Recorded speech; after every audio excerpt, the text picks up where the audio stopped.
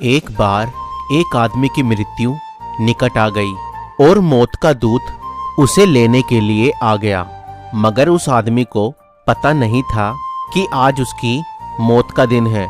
मौत का दूत बड़ी दूर से आया था, इसलिए वह थक कर उस आदमी के घर के बाहर बैठ गया और वो आदमी भी अपने घर के बाहर ही बैठा था।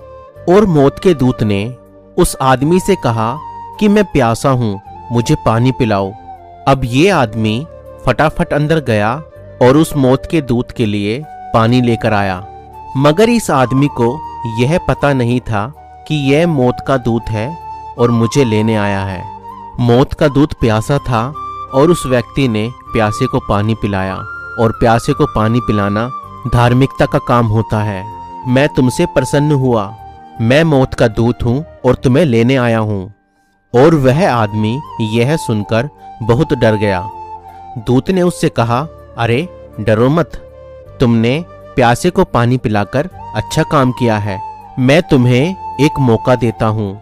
उस दूत ने एक डायरी निकाली और कहा, लो, इसमें जो चाहे वो लिख दो, जो भी तुम लिखोगे वैसा ही हो जाएगा।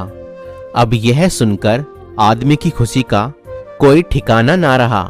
सोचा, अभी 1 मिनट पहले तो मैं मरने वाला था, मगर अब देखो किस्मत पलटने का मौका मिल रहा है।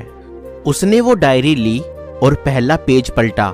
उसमें लिखा था, जो बाजू वाले घर में रहते हैं उनके पड़ोसी, उनको 2 करोड़ रुपए की लॉटरी निकलने वाली है।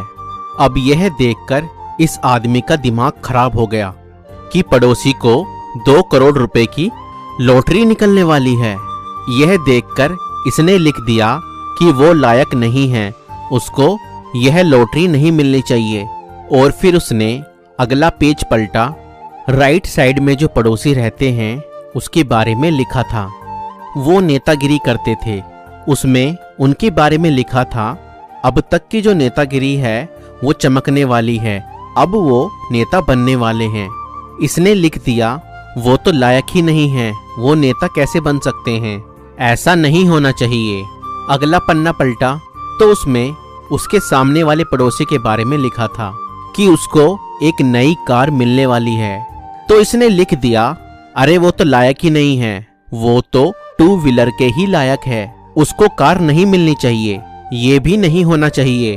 अगला पेज पलटा तो उसके खुद के अपने बॉस के बारे में लिखा हुआ था कि वो सुपर बॉस बनने वाले हैं, उनका प्रमोशन होने वाला है, हाई रैंक उनको मिलने वाली है। अब इस व्यक्ति को और भी ज्यादा गुस्सा आया। इसने कहा, ऐसा कैसे हो सकता है, मेरा बॉस तो दिन रात मुझे परेशान करता है, उसका प्रमोशन कैसे हो सकता है। इसने लिख दिया, ऐसा नहीं होना चाहिए।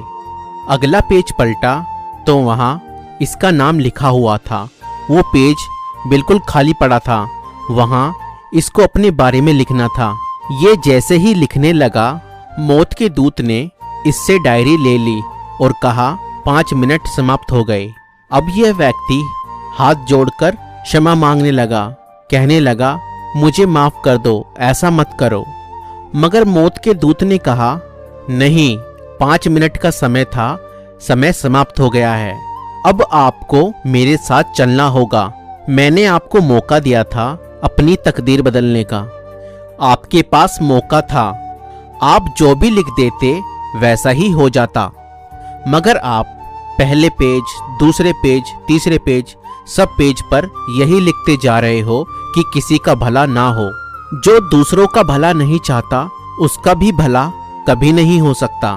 दोस्तों, ये छोटी सी कहानी सिखाती और समझाती है कि लाइफ में जो समय है उसे दूसरों की बुराई में मत निकालिए।